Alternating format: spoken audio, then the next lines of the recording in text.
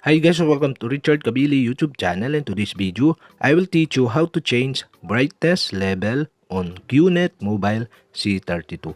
And okay guys, but before we start, kindly subscribe to my YouTube channel by pressing the subscribe button and the bell to notify you if I have new videos. Okay guys, let's start.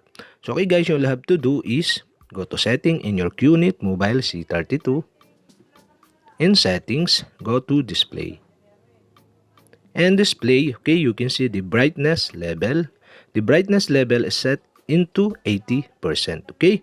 To change it, you'll have to do is tap the brightness level, and you can see the pop-up, and now you can change the brightness level by sliding to the left to low the brightness, and sliding to the right to high the brightness. Okay, that's it.